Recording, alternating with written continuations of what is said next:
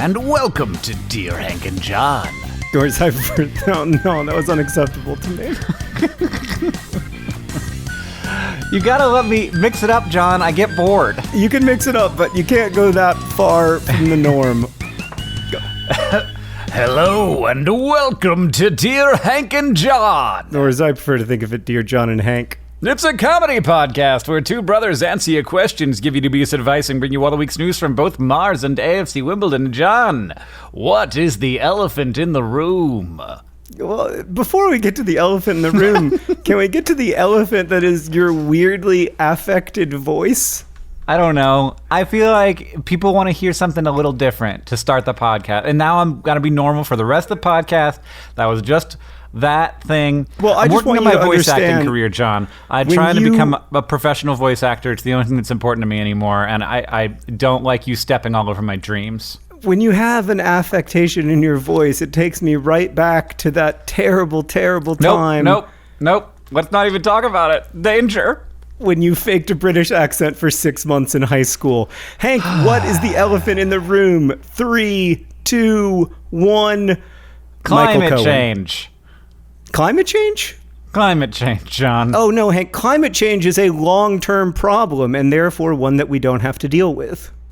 But it's such a big problem, and it's gray, and it's got a trunk and 4 feet. So I feel like it's the elephant in the room. Oh, I see. It took me a second. I was like, so climate change is an elephant? I'd already moved on.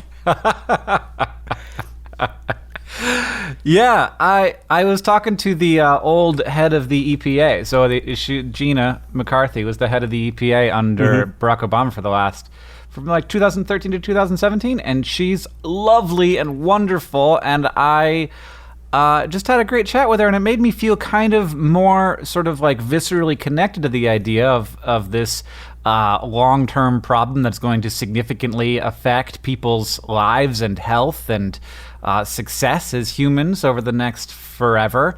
And I also feel a little bit more optimistic about it, honestly. So I enjoyed that a lot, and I think that we got a big old elephant, John, and his name is not Michael Cohen, because I think that long after we're worried about Michael Cohen, not anymore, we will still be worried about the climate being different.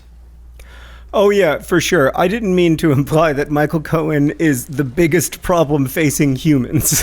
That is definitely climate change followed by maybe global pandemic, which will in part be caused by climate change.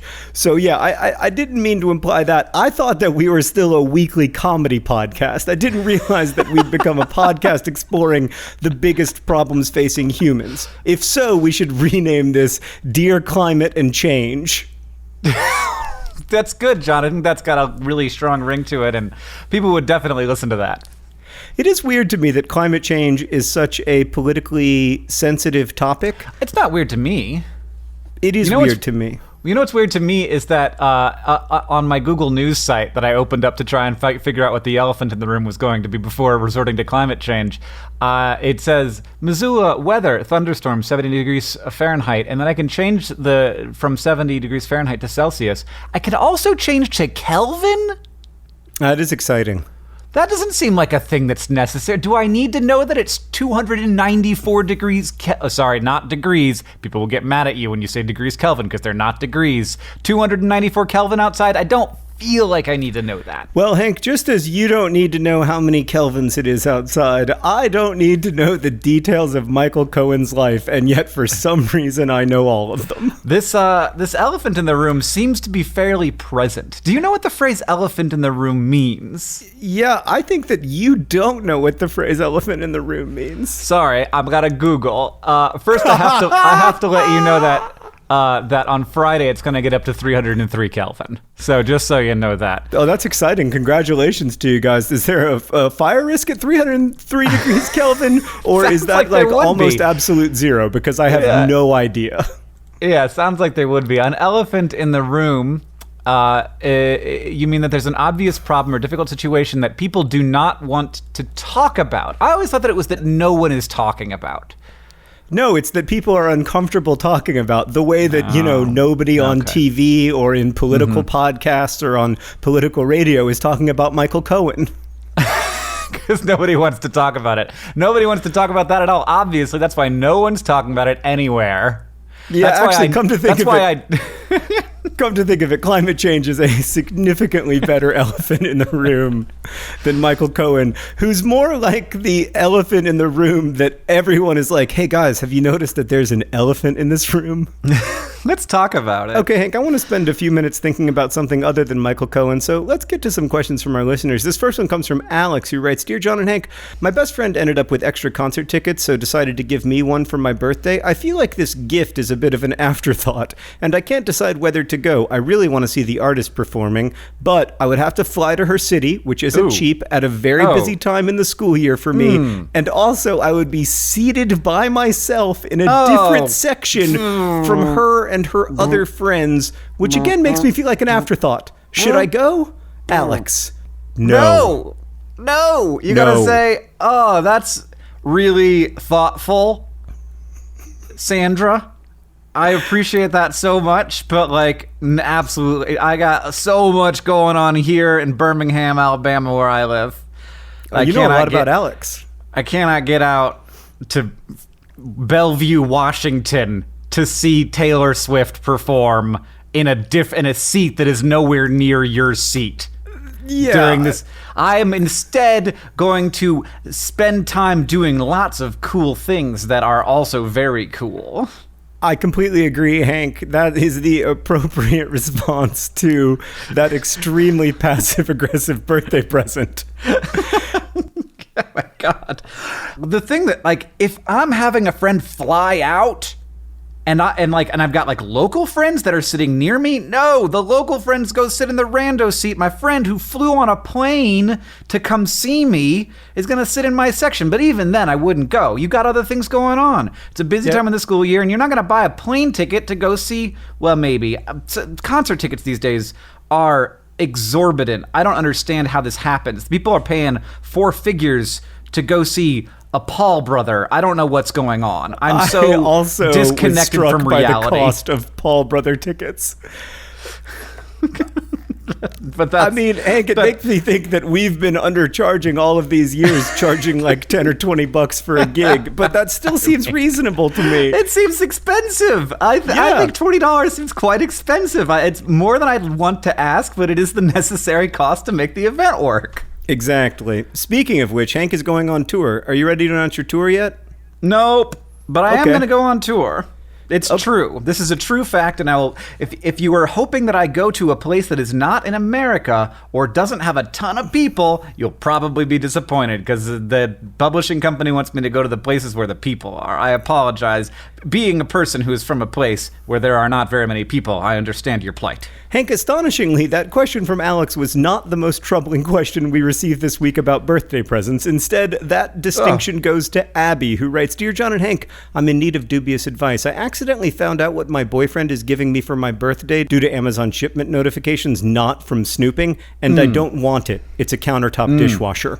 While I think these are great, we've discussed buying one in the past and decided not to because of lack of counter space in our 400 square foot studio apartment. Also, he does the dishes and I do the cooking, so this is really a gift for him rather than me. What do I do? Do I nonchalantly hint that I don't want one? Do I wait until I open it? Do I say nothing and tolerate an object that will inconvenience and annoy me? Advice needed, sometimes crabby. Abby.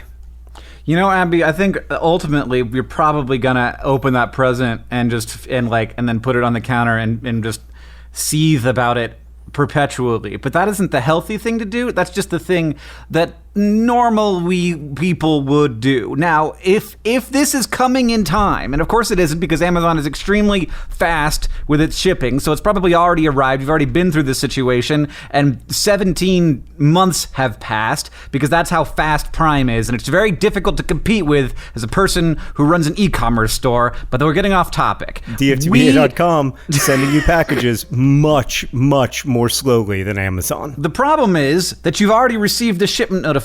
So there's nothing, you can't send it back. You can't have it not arrive because ultimately the best option would just be oh, I don't know. Andrew, the thing never arrived. You bought it, but Amazon decided not to send it. It seems as if it got canceled mysteriously by me. They must have known that, as previously discussed, I don't want a countertop dishwasher. We actually have a phrase for this in our family. We do. You give someone a gift that is really for you, we call it a Homer present, because in an episode of The Simpsons, Homer gave Marge a bowling ball that was drilled to his fingers. And this feels to me very much like a Homer present, which in our marriage anyway, you're only allowed to do if you acknowledge it and if it's not going to be something that annoys the other person. So I think you have to have a conversation. And the bummer here is that you are going to hurt your significant other's feelings. They probably don't remember that conversation. They probably think that you want this. They probably remember it differently from how you do. And so there are going to be some hurt feelings, but you can't in a 400 square foot apartment. I've lived in that apartment, not that exact one, Abby, I don't think, although I guess it's possible. I've lived in an apartment of that size, and like, you cannot have an object in that apartment that annoys you because you see it all the time. Yeah. It's gonna and every time you want to put down the macaroni and cheese on a place, you're gonna be like, "Where's the place?" Well, it would have been here if it weren't for Andrew and his freaking countertop dishwasher that was supposed to be a present for me. Do you know it was supposed to be a present for you? Could it be possible he's just buying it for himself? Was there like a notification that said like birthday present for Abby, like in the shipment notification? Great point, Hank. Abby, what you say is, I saw this shipment notification and it doesn't make any sense because we discussed the countertop dishwasher and I don't want one.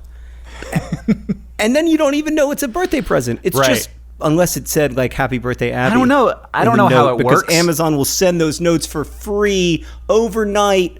Anyway, go to dftba.com for all of your e-commerce needs. This next question comes from Allie, who asks, Dear Hank and John, my name is Allie, and recently, per your recommendation, I went to the Ants Canada YouTube channel. On a related note, I have discovered that I have a fear of ant colonies. Why would anyone find ant colonies enjoyable? I genuinely want to know the interest others have in them, since my newly discovered phobia refuses to allow me to appreciate them. Please don't antagonize me for this question, Allie.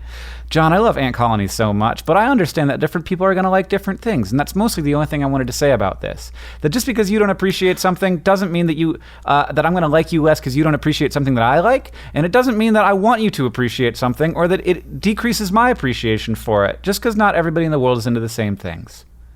Ants Canada is a really good YouTube channel. To return to my childhood, I also had a phrase about this when I was a younger person. The phrase was, don't harsh on my buzz. Right, yeah, don't harsh on my buzz. Yeah, of course that's not what they say these days. The kids say, don't yuck anybody's yums. Oh, they don't, is that really what they say?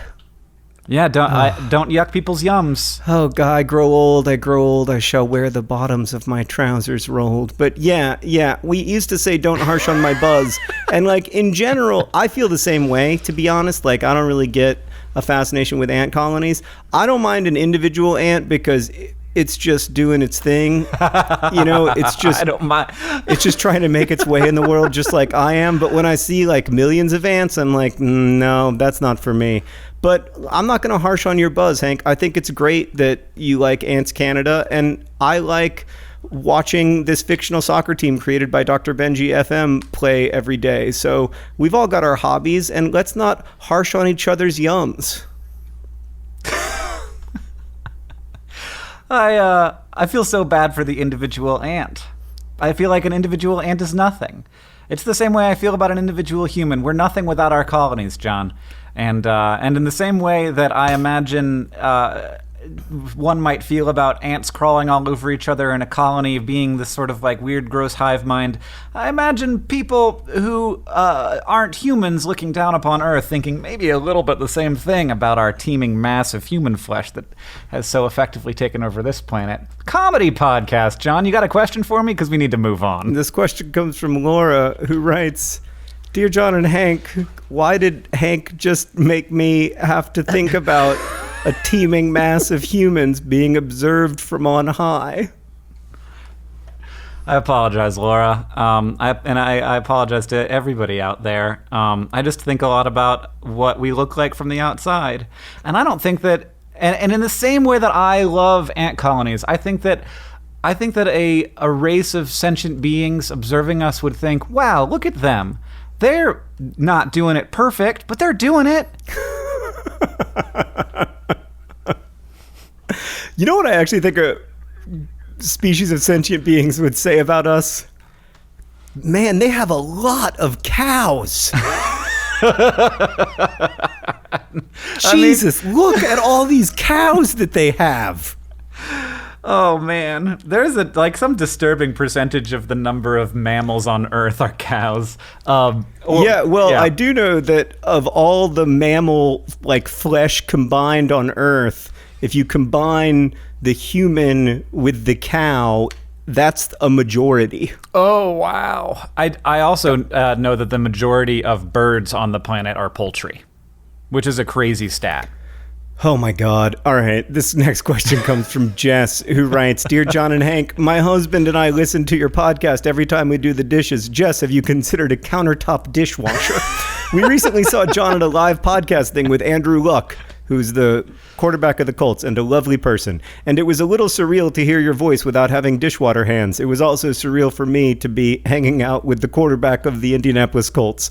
My question is about a situation I find myself in often. What do you do if you're interrupted when you're beginning to talk? Does the loudest person get to go first? No. Or do you just skip ahead and keep your story to yourself? Hank, I'm trying to talk. Or do you jump back to your story even if the conversation has moved on? I tend to be a chatty person who likes to tell stories, but I don't ever want to be commanding of conversation, so I'd love to hear any advice. Thanks for all of it. The things you do, I mean. Jess. I like to let the quietest person go if I'm in control at all of the conversation. This is something that I've been trying to do for the last 10 years to identify the person who tried to talk and was not able to and shut up, because I'm loud and also tall and also, often the boss in the room, in work situations. And so I do my best to try and not be the step over-er. And I think that conversational dominance is a problem that a lot of people have, and that they sometimes can see it as not a problem, but as an attribute, something that they're a little bit proud of. And I'm just like, ugh. But I have the problem of you have this thing that you wanted to say, this very good story that fit very well into the conversation, but then the conversation moves on without your story, and you're like, but yeah. I had a good one.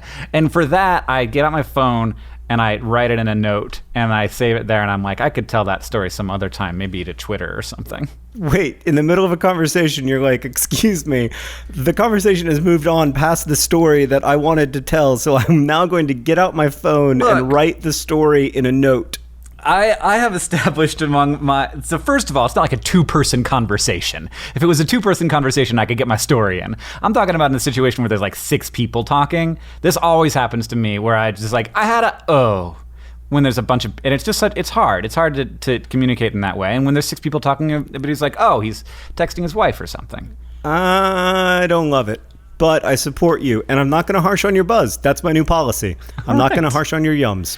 Enjoy your yums, man. This next question comes from Cara, who writes, Dear John and Hank, memorial benches, they seem weird. What am I supposed to do with them? Well, I mean, Cara, that is not... You're supposed to sit on them, man. Yeah, no, I'm a little worried about what you were thinking about doing with them. Oh my God. Am I supposed to throw them into the ocean? Am I supposed to get a hacksaw, remove it, and then take it to my house and build a flower shrine around it? Am I supposed to bury this memory of a person just as their body was buried? What do I do with this bench? Do I oil it with anointed oils? Just rub it with eucalyptus? Is that what happens? Do I need to bring a candle and light it and sit next to the candle and think about James? Yeah, there's actually a rule. You're not supposed to sit on a memorial bench while wearing pants. Oh God! Supposed to come into direct contact with human butts. That's argue how you that correctly the reverse phrase is it. True. I mean, you're not truly honoring Gladys's memory if you're wearing pants. It's just how it is.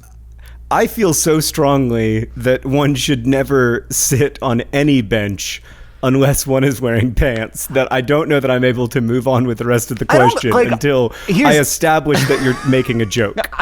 I don't think that you should sit on anything except a toilet seat while not wearing pants. Like the idea of sitting on like a leather couch naked is just the worst thought that I can imagine. Like, oh, and you like once you're there, you can't move ever again because there's no shifting allowed. Is it okay to sit on a bench that says, "In memory of James, a devoted father and friend"? It feels like I'm sitting on a tombstone, which is obviously not okay, right? That's right, Kara. It's not okay to sit on a tombstone. At least if it's not a tombstone of somebody you know. At least unless it's a tombstone of someone you knew. But then again, Kara writes, if I don't sit on them, am I dishonoring the person? Yes. Because obviously they liked sitting there and looking at the view and they wanted others to do the same. What do I do? I used to be worried about finding a name-specific sign-off, but now I don't. Kara. I was calling her Kara earlier, but obviously it's Kara. It's just that I am personally acquainted with a Kara, and so I'm sorry for mispronouncing your name earlier, Kara. Kara, sit on the bench. Sit on the bench. Not only that, now you have to sit on every bench because otherwise you're not on. You're like walking past that bench and saying, "I don't care about your view." Yeah, Gladys. I don't care about you, James. Or no, somebody made that gift to support a park service or to support a trail or whatever because the person they are honoring probably liked being there, or because they want you to take a moment out of your day to just think of that person's name. There's a saying at 99% Invisible, always read the plaque. I love that saying. And it reminds you to pay attention when you have the opportunity to, because you might discover something surprising or interesting. And I love memorial benches because it's an opportunity to read the plaque. Now the question then becomes, John, what is the smallest amount of time you can sit on the bench while properly honoring the memory of the person? So if there's a lot of benches and each of them is honoring a different person, do I just have to like slide my butt over each one a little bit to sort of say, hey, thanks for the bench?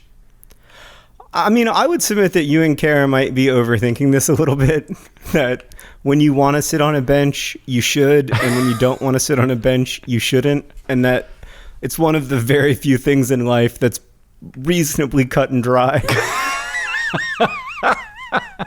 Like in a world of confusing grays and conflicting ethical responsibilities, it seems to me that like choosing whether to sit is one of the cleanest, clearest choices that we have, and please God, let us hold on to it as long as possible.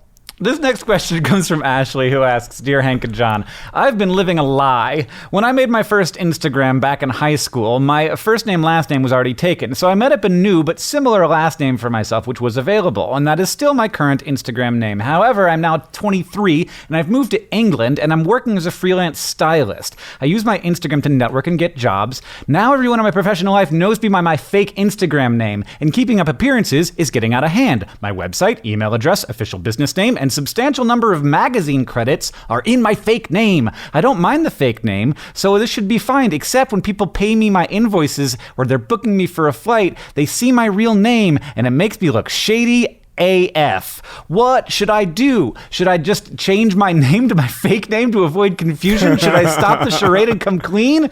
Dubious advice is greatly appreciated. Faking it till I make it. Ashley, very apt. I also have to make people send checks to a name that they don't know, but it's my first name, and people kind of get that, I think, a little bit more than the last name. And I do kind of feel like, what are you trying to hide, Ashley? What if I Google your real name? But also I'm like, maybe this is a strategy that everyone should be using so that it's harder to Facebook people. Yeah, I think you can just say that. I think you can just say, I work under a different name than my Facebook name or my birth certificate name because of privacy and because I'm, have these two separate lives. It just made me think, Hank, how screwed would I be if I had to live by my first usernames? Oh, gosh. Yeah, it'd be a real problem. What was do you remember your first usernames? Because mine were like properly humiliating. And I often think like if we had grown up in the YouTube era, when people really are stuck with their like 17-year-old or 15-year-old usernames a lot of times, I would be totally hosed. Mm-hmm.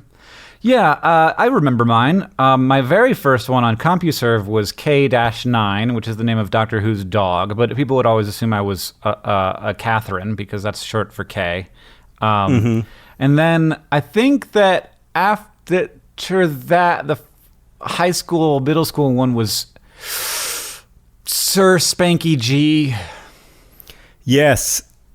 Oy, that's bad. Mine was, in middle school, it was Peace Tank.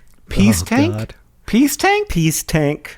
I think, so like Sir Spanky G has a certain amount of like, yes, that's extremely humiliating, but like at least that guy wasn't taking himself seriously. Yeah, exactly. No, my usernames were always, this will not surprise you in any way, extremely serious.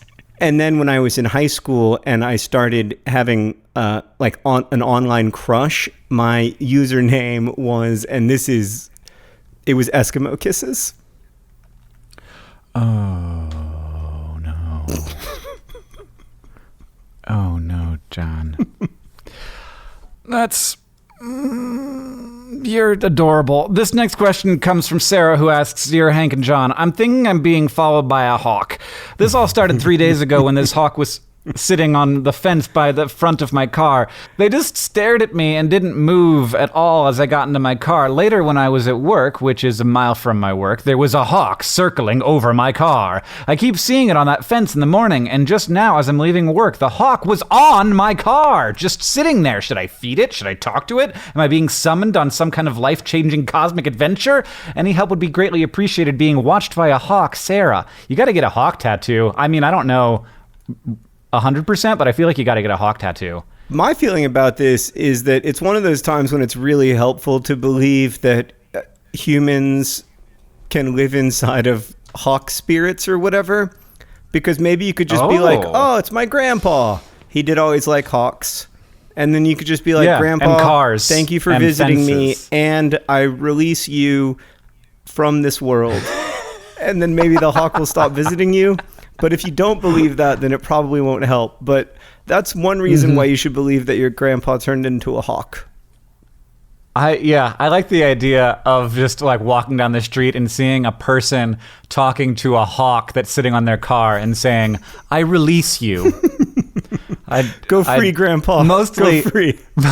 Mostly, I like if the hawk just keeps coming back, keep doing that so that people can watch that happen as often as possible, and maybe wait until somebody is about 20-30 feet away before you start talking to the hawk so that they can experience the full dramatic endeavor. I actually think that according to hawk law, Sarah and this hawk are now married. Oh, that's totally possible. Which reminds me, John, that this podcast is actually brought to you by Hawk Law.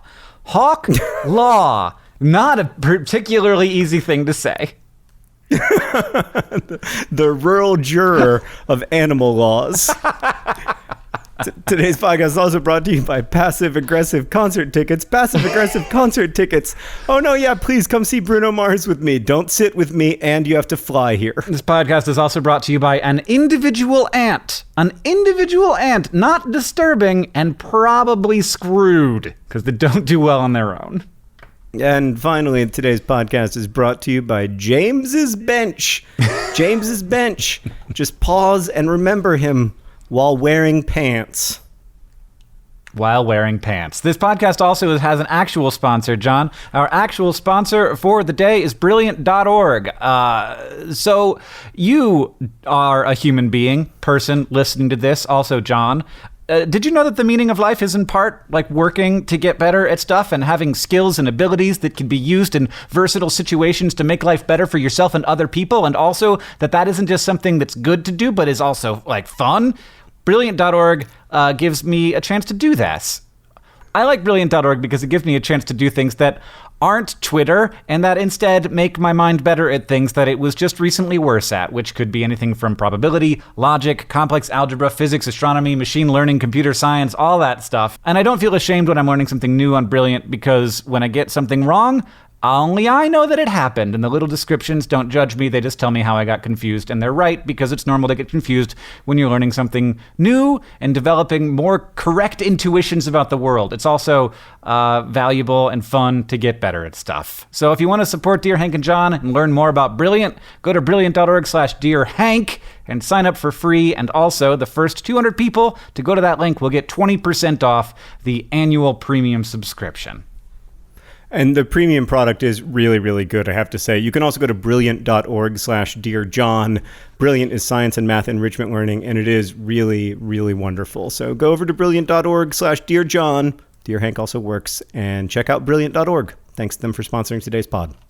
This next question comes to you from Laura, who asks, Dear Hank and John, I'm a server at a pizza place, and I have to close the restaurant a lot. How do I deal with guests who come in 30 minutes before closing time? Technically, we are open, but I can't help looking at those people who come in like their only purpose is to keep me there that extra hour. I sometimes just want to tell them to go, but I feel like that would be really rude. Any dubious suggestions to get them to go would be greatly appreciated. Serving with a fake smile, Laura.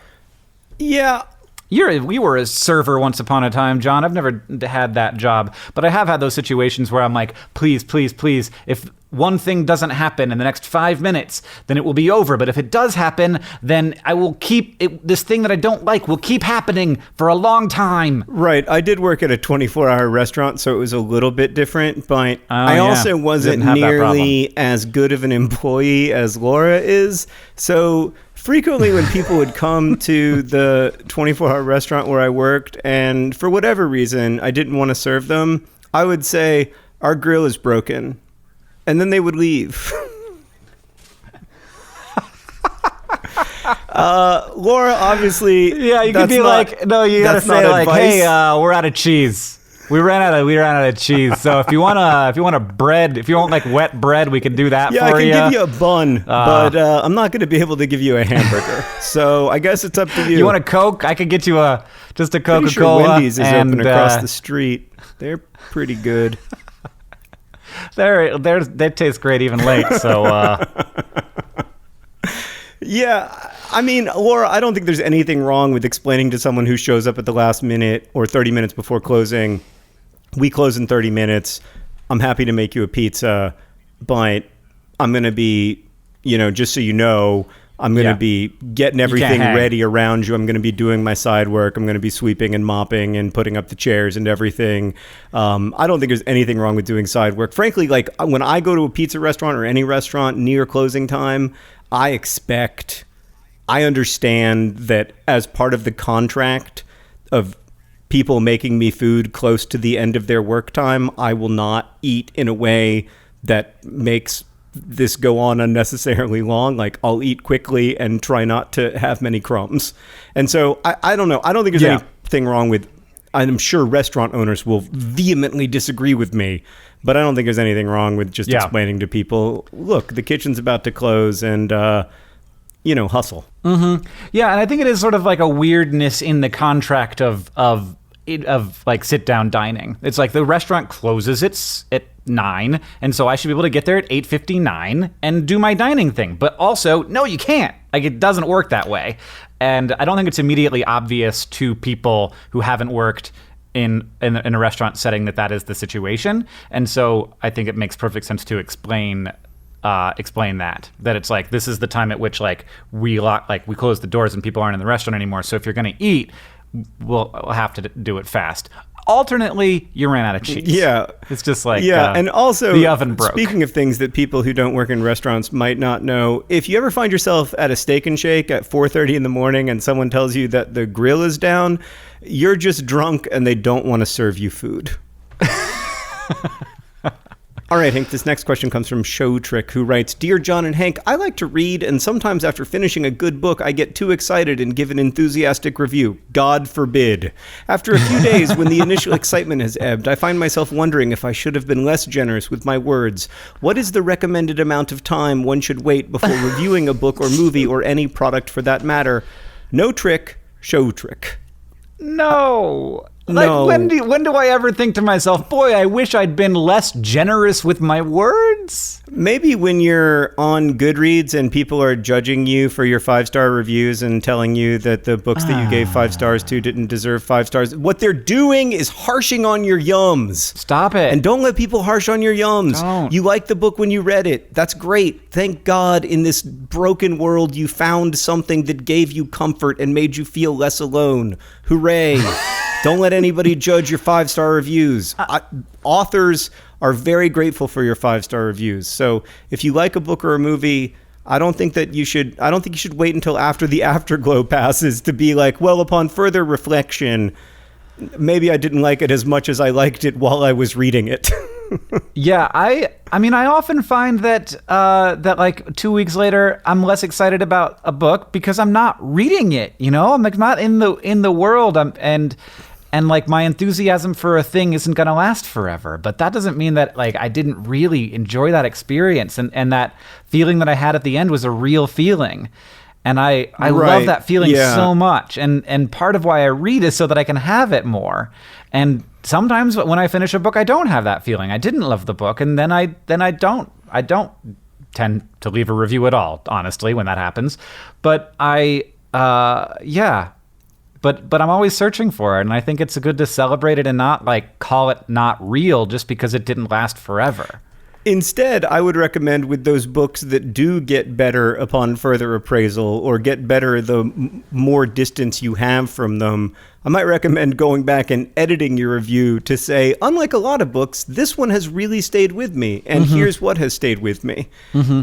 And I even have done that to authors on Twitter where I will say like, you know, like, I read your book 2 weeks ago and I've been thinking about it ever since. And that means like, that's the kind of thing that like having seen and known authors, I know like matters a lot.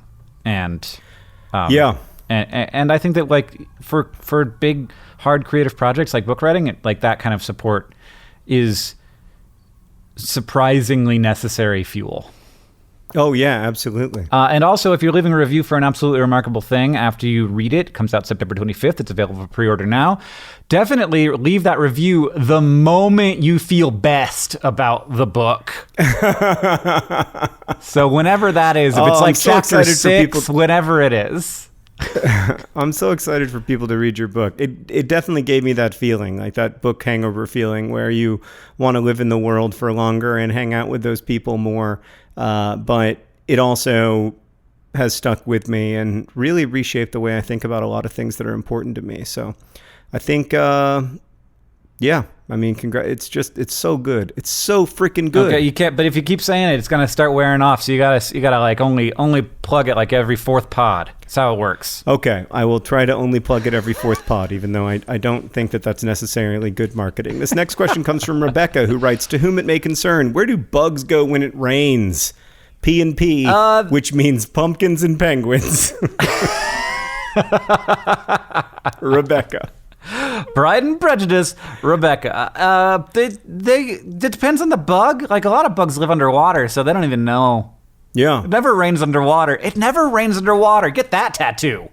That is a very bad tattoo idea. I don't want to offend anybody who currently has that tattoo, but that is not a good tattoo recommendation.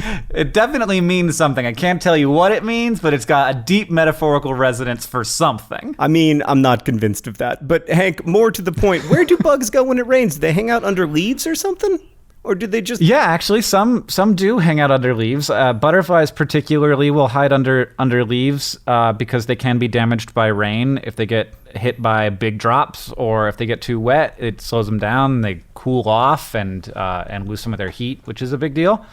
So yeah, a lot of bugs, but beetles tend to be okay. They tend to not mind getting wet, especially if like they have a sheath that covers their wings. They tend to be better about that.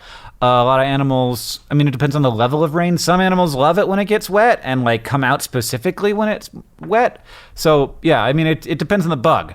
But yeah, flying bugs that can't sheath their wings tend to hide. They go under things. They go under leaves or logs or something like that. That is also my response to rain. Yeah, hide. Go to a place where I'm not being hit by the rain. I was just in Florida and it rained so much while I was there and I loved it. a lot, and I did not think that I would. And everybody kept apologizing for the fact that it was a really rainy week, and I was like, actually, I just like want to be getting rained on right now. Like, be out in the 85-degree weather, getting like not having to swim to get wet. It's great. Just cool me off. Yeah, It's too hot. I think that maybe speaks to a certain amount of nostalgia for our childhood, which was spent in Florida and therefore it's frequently fairly wet in afternoon thunderstorms. Hank, before we get to the all-important news from Mars and AFC Wimbledon, we need to read a couple of very important responses. First off, you and I speculated about the nature of the bird in the famous Emily Dickinson poem, Hope is the Thing with Feathers.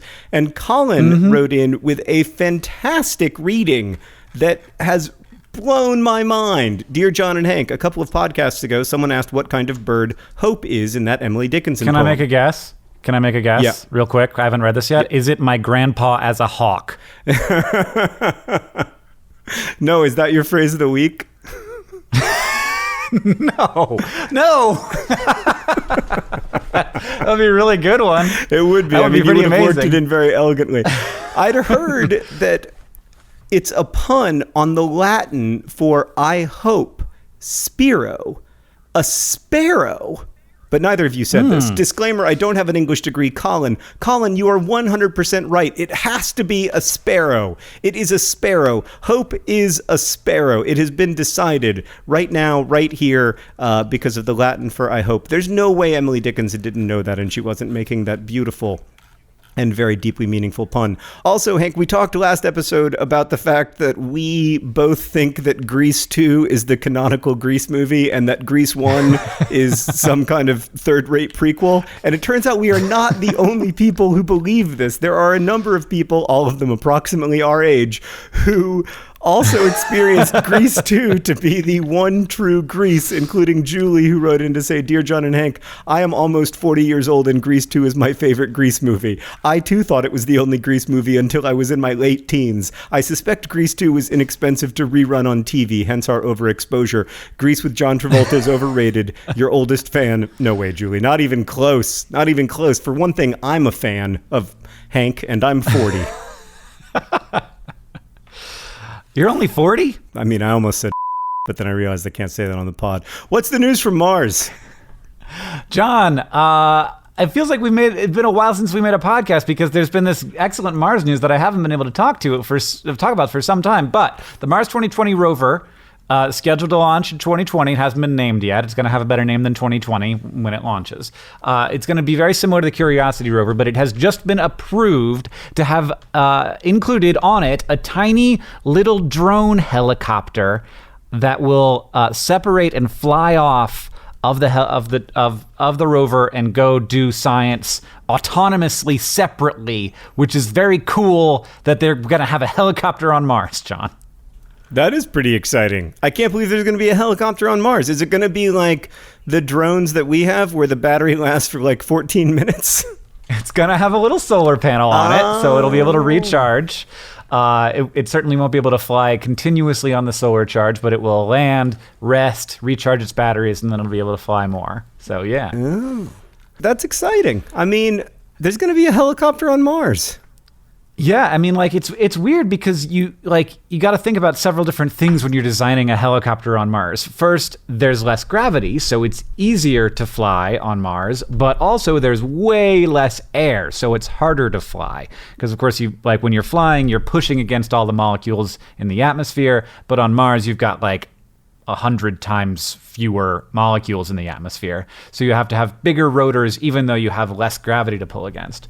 So yeah, they're figuring it out, and there will be no way to test precisely how effective or good at its job it will be until it's there, because we won't be able to fly it on a place that's exactly like Mars until it's there. But luckily, science is there to help. That is exciting, Hank. Somewhat less exciting is the news from AFC Wimbledon. So, Hank, as you well know, Lyle Taylor, the Montserratian Messi, I would argue the greatest striker in the history of the nation of Montserrat, is likely to move on from AFC Wimbledon. It seems likely. He's been offered a contract, and the silence is deafening. One can't in any way fault Lyle for this.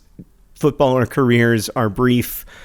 You don't make a lot of money in the third tier of English football. If you have a chance to go make more, of course you have to for your family and everything. And also, Lyle Taylor is one of the central reasons why AFC Wimbledon are still a third tier English football team. So very, very grateful to him if indeed, as it appears, this is his last season.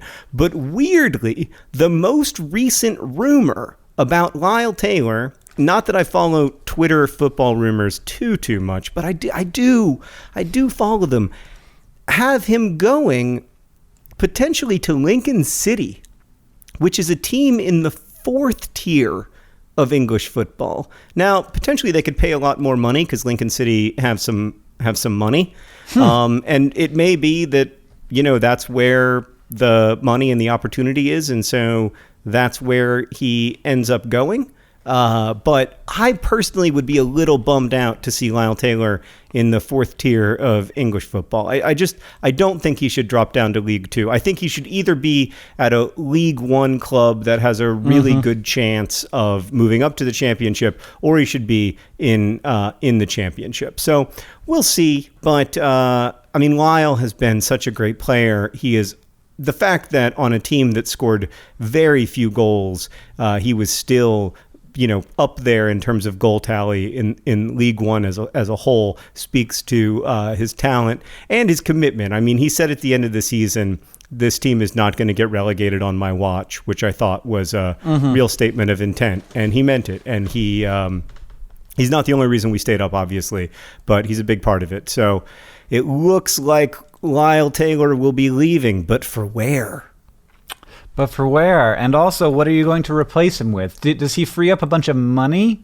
No. He frees up a little money. He frees up a little money, but not a ton of money. And I think it'll be difficult. I don't think it will be easy to replace him. But hope is the thing with feathers, Hank. Yeah. Specifically the sparrow with feathers. It's the sparrow with feathers. It's also your dead granddad is a hawk. John, the way that you feel about AFC Wimbledon really reminds me of how I feel about turtles. I like turtles. I haven't talked about it a lot, but I do. I really do. So, John, what was your phrase of the week? What was your phrase of the week? First, was it potentially I like turtles? Yeah, it was. Maybe could have made that a little harder on you. I might have slipped my mind there. It's not even that challenging of a phrase of the week, but I know we talked a bunch about animals through the whole pod. You had a couple opportunities. What was my phrase of the week? I have no idea. Eskimo kisses? That's right. It was? Yes. Oh, was that a fake? Yeah, it was completely fake. You think I would have a username Eskimo Kisses? God, no way. The world is so much better now. Oh no, my real high school username was way worse than that. I wish it had been Eskimo Kisses, but alas. Are you gonna tell it to me, or are you gonna make me? Yeah. God, no. No. Let's move on. Hank, what did we learn today? We learned that looking down from space, the aliens are thinking, well, they're not doing it perfect, but they're doing it. They're definitely thinking they're not doing it perfect. We learned that countertop dishwashers are not a good birthday present unless the person you're getting them for wants them. We learned a bit about late arrival restaurant etiquette. And, of course, we learned that if a hawk is following you all the time, it's just your grandpa. This podcast is edited by Nicholas Jenkins. It's produced by Rosiana Hals-Rojas and Sheridan Gibson. Our head of community and communications is Victoria Bongiorno. The music that you're hearing at the beginning and the end of this podcast is from the great Gunnarolla. You can find us at Hank Green on Twitter and John Green on Twitter, and also email us at hankandjohn@gmail.com. Any of your questions, we really appreciate everybody who sends in those good questions. And as they say in our hometown, don't forget to be awesome.